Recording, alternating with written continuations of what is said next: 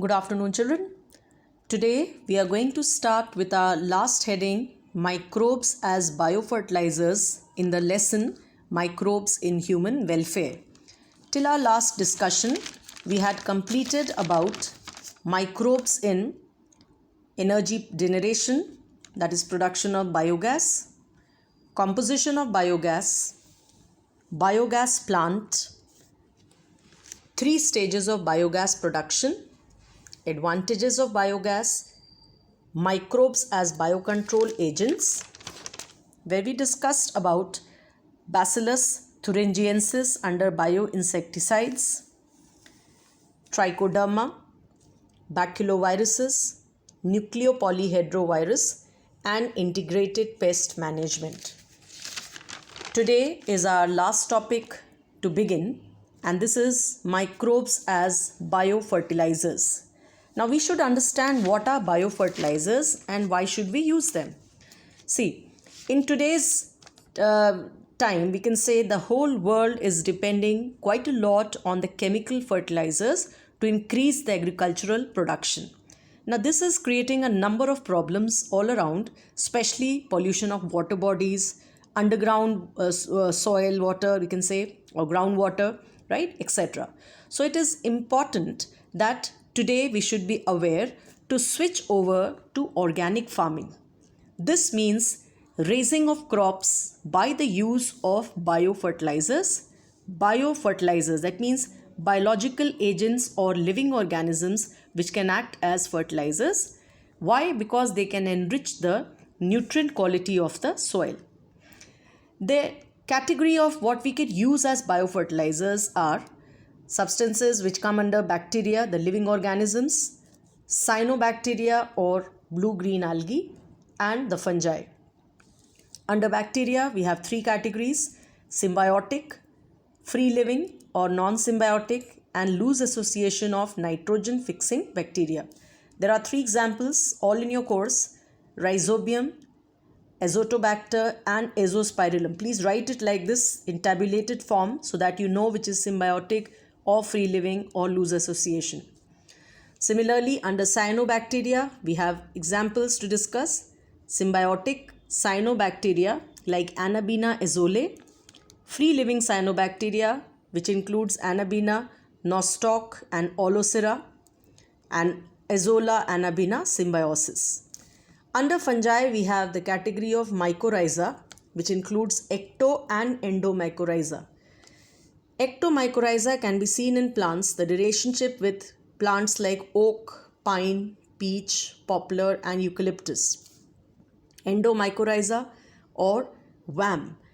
This mycorrhiza means a relationship between myco, that is fungus, and rhiza, or the roots of higher plants. So fungus along with the roots of higher plants can be very beneficial for the plants like these. I told you, increase nutrients, increase water supply, and therefore better growth. Or sometimes when the fungus comes into the plant, we call them as endomycorrhiza, especially the plant roots they come into, or we call them as VAM, vesicular arbuscular mycorrhizae. And which plants? Orchids, tobacco, tea, rubber, soybean, citrus, grasses, and woody plants. What are the advantages of biofertilizers? Number 1, they are low cost, non-polluting, reduced dependence on chemical fertilizers. They are effective in semi-arid conditions, that means semi-dry conditions. They do not allow the pathogens to flourish. Pathogens means disease-causing germs. And they produce vitamins and growth promoting biochemicals. So let us see how bacteria is so very useful in this category. We will discuss, children, bacteria under 3 headings, 1, 2, and 3. The first heading is symbiotic bacteria. Symbiosis, children, is a very happy mutual relationship of give and take. There is a plant as one partner and bacteria, this pink color, as the other partner. Now plant needs protein, we all know it. More the protein, better the growth, right? So this protein is dependent on nitrogen supply. Without nitrogen, no protein can be made. So the atmospheric nitrogen is made available to the plant, right? as soluble nitrates. Now this is done by the bacteria.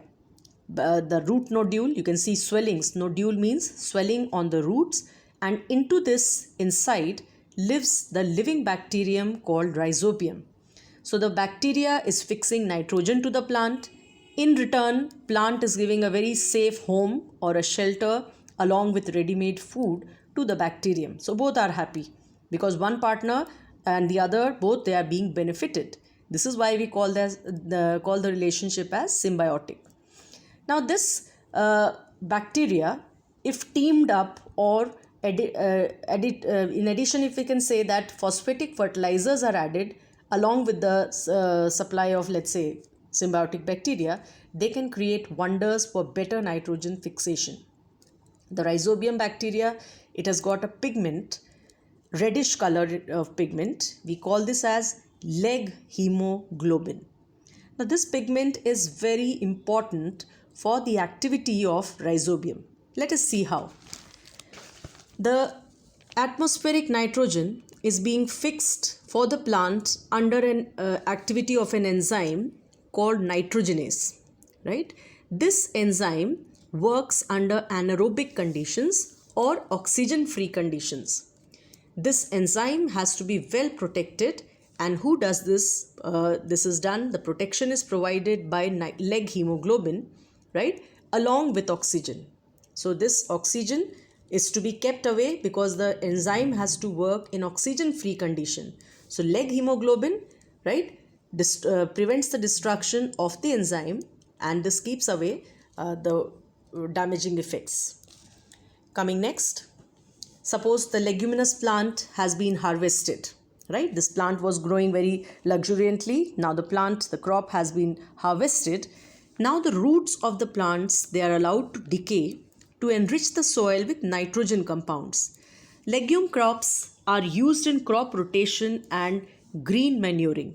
This is why they are used, because they provide good supply of nitrogen. Also children, let us discuss another symbiosis between some bacteria and non-leguminous plant. Now what is legume, children? Legume is a fruit or a pod. So suppose here these are leguminous.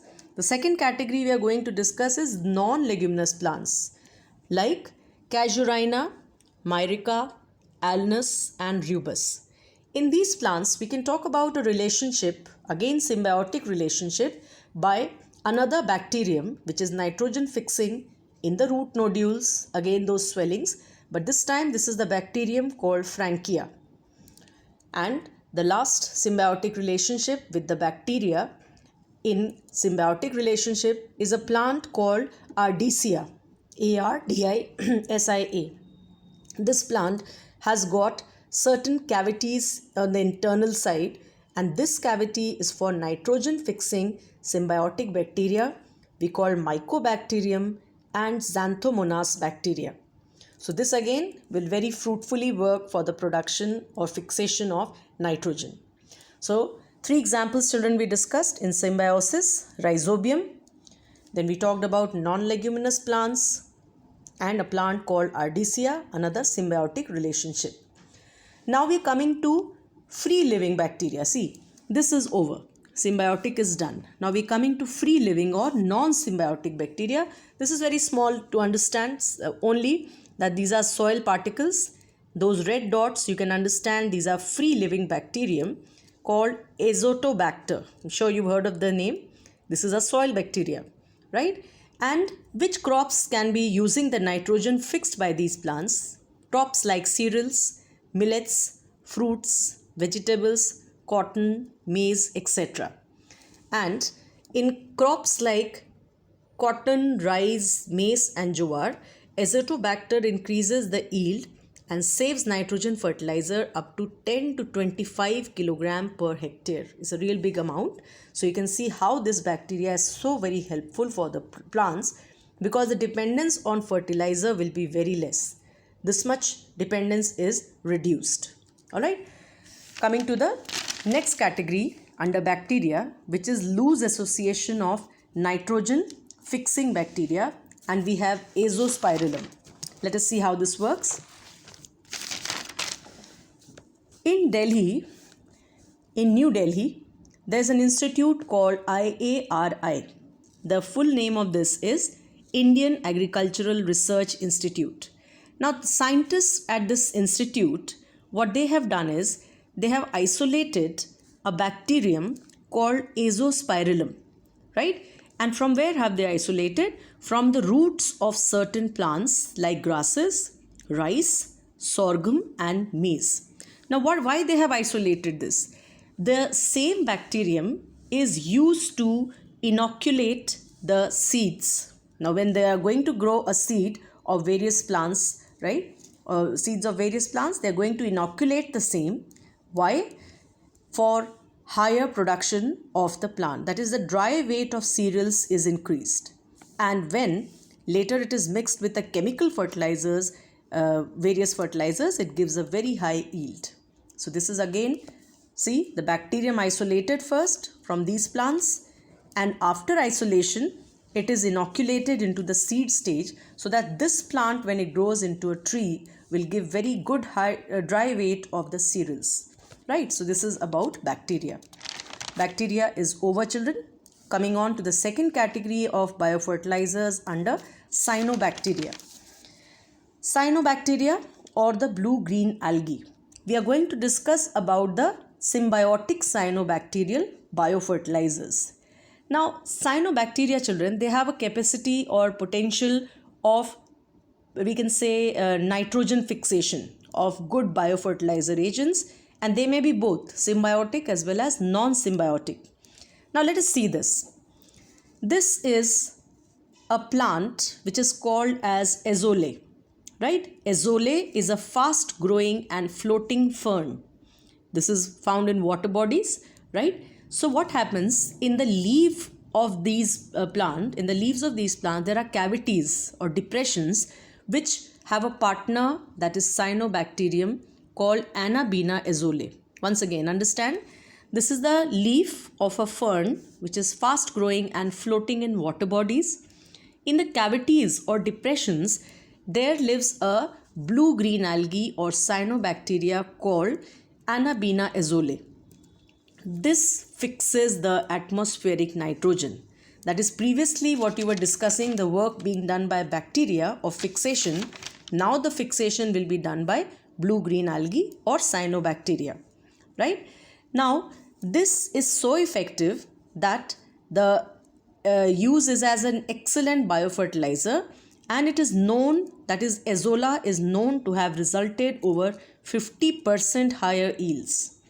Various South Asian countries, azolla is added or grown between the rice plants, right? And this is sometimes added with straw, ash, pig manure at the time of planting, right?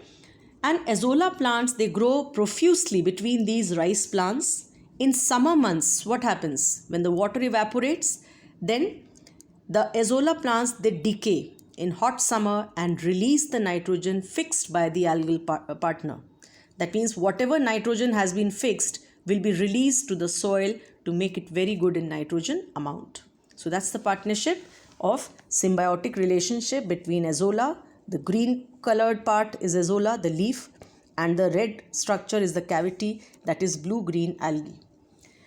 This was symbiotic. Now we're coming to free-living cyanobacteria, right? Let us see how it works.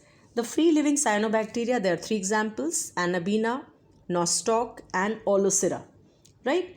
Now they derive energy for nitrogen fixation, that is done by the photosynthesis. This is provided by photosynthesis. They are excellent biofertilizers, and what is done is that we can say that they have been estimated to fix as much as 20 to 30 kilogram of nitrogen per hectare, right? So this is the free living cyanobacteria. The red colors, they show them, and they are grown or they are found between the rice plants, right? And then they fix the nitrogen. So they are made available by acting as excellent biofertilizers. The main advantage of using cyanobacteria as biofertilizer is that they have low cost, simple technology, it's just introduction into the crop fields, and potential to supply 7 to 8 lakh tons of nitrogen, which is equivalent to 15 to 17 lakh tons of urea. That means double the amount of chemical fertilizer, right, can be avoided to be used than instead of using the fertilizer, we can use the microbial agents. So this will reduce the dependency on chemicals. Then this saves the use of nitrogen fertilizers. Then this finally, Azolla Anabaena symbiosis. How would you explain, children? There is a plant we call as Azolla pinnata. That is, this plant is a small water fern, right? And it is found in ponds, ditches, stagnant water bodies. And into the leaf cavities, they have a cyanobacterium called Anabaena azollae. Now, the act of symbiosis is going to fix nitrogen fixation in huge quantities, and therefore Azolla, the green leaf, and Anabaena, the cyanobacteria symbiosis is very efficient in nitrogen fixation. It is used mostly as green manure in rice fields, and the plants they are inoculated. The symbiotic relationship is used at least 1 month before the rice plantation, supplemented with phosphate, and over 50% of the yield increases, especially in rice plants. So you can see this is very, very effective. So before we move further, let us once again see what all things we have discussed. We discussed about the organic farming, advantages of biofertilizers, how can bacteria, that is symbiotic bacteria, be useful, rhizobium. Then we talked a little about non-leguminous plants, right? We talked about Ardisia plant, the leaf, how it holds the bacteria. Here we talked about the roots holding the bacterial supply in nodules. Here we talked of a leaf. Then we had the free-living non-symbiotic bacteria, Azotobacter. And then we had the Azospirillum, that is isolated from the roots and that is in loose association of nitrogen-fixing bacteria. After that, we discussed about cyanobacteria or the blue-green algae. We discussed under 3 headings: symbiotic cyanobacterium, right? Free-living cyanobacteria and Azolla Anabaena symbiosis. Moving further to fungi as biofertilizers. Now, I already told you, children, there's a new word to be introduced, mycorrhiza. That means myco. If you remember the study of fungi called mycology. So myco means fungus and rhiza means the root.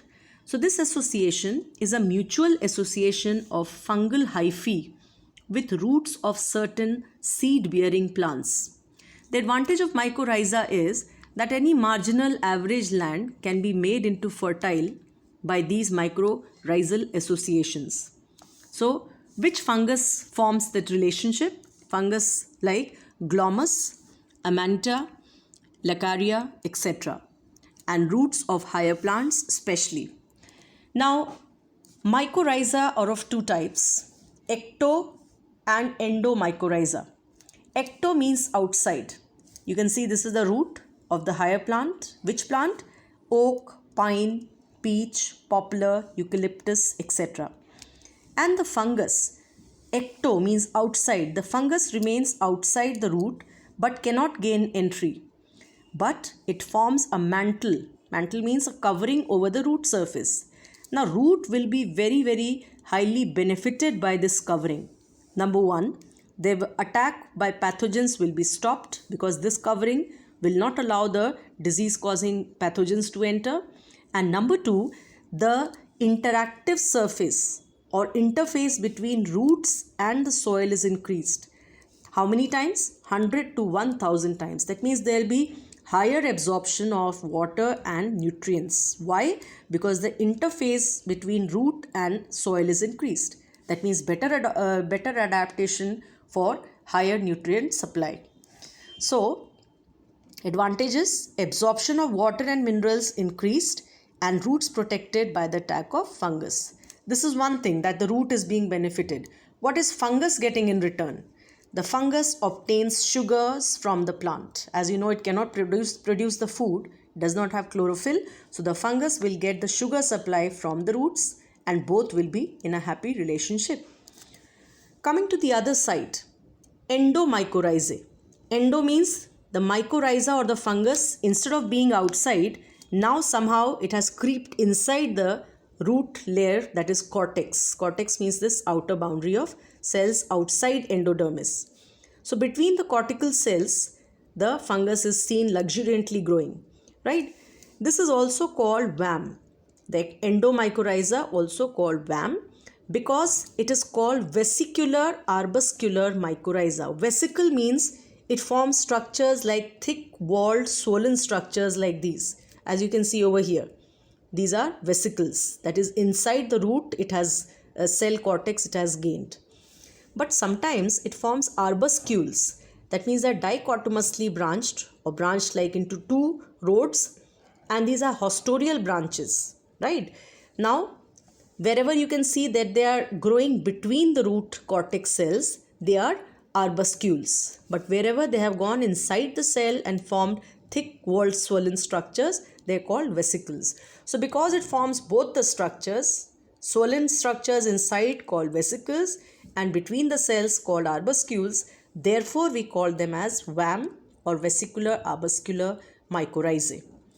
Now this endomycorrhizae association is seen in plants like roots of orchids, tobacco, tea, rubber, citrus, soybean, grasses and other woody plants. Alright. VAM are important in phosphate nutrition of plants which is otherwise not available to plants. So VAM is really important for providing of phosphate supply and therefore better health or luxuriant growth of the plant. And as I told you, any marginal land can be converted into fertile land because it reduces the dependency on irrigation and fertilizers. Why is irrigation not really required? Because 10 to 100 to 1000 times is better supply of water and nutrients, and also better phosphatic better phosphate entry naturally. Therefore, dependency on fertilizer is reduced. Alright, so I hope you've understood, children. It was a very important topic. You may expect a question on mycorrhizae to define and the two types, similarity or differences, along with the examples. Coming to the last topic for the lesson, harmful effects of chemical pesticides. Pesticides, as I told you, are really harmful. Number one is they are toxic, extremely harmful to humans and animals. Two, they pollute the environment, that is soil and groundwater. Fruits, vegetables, crop plants, everything is polluted and then it enters the food chain because when we eat it comes to our bodies. Third, it causes soil acidification. Fourth, mineral depletion of soil, that is minerals are removed. Fifth, it causes acute health effects. For example, stinging eyes, rashes, blisters, blindness, nausea, dizziness, diarrhea and even death. Then it also causes air pollution. And finally, the toxic residue in food, it definitely enters into our systems and multiplies the hazardous damage. So with that, children, we come to an end of this chapter. Today we have completed the topic of biofertilizers, especially bacteria, cyanobacteria and fungi. The very important topics we discussed were the rhizobium. Then we discussed about the azotobacter, the free-living bacteria. Then we discussed about the azospirillum, that is the loose association between nitrogen-fixing bacteria. We discussed about cyanobacteria, that is azolla, that azole plant, how it increases the yield by 50%. Then we discussed about the advantages of cyanobacteria, azolla and abena symbiosis. Under fungi, we discussed about mycorrhiza, the different types, ectomycorrhizae and endomycorrhizae, and which plants are they found in, and harmful effects of chemical pesticides. Alright, so I am sending the pictures. Please write down the notes and make up your works. And any queries, children, please ask, remove all your doubts. Today, submit your practicals because tomorrow we'll be posting the other practical and moving on to our new lesson. Thank you.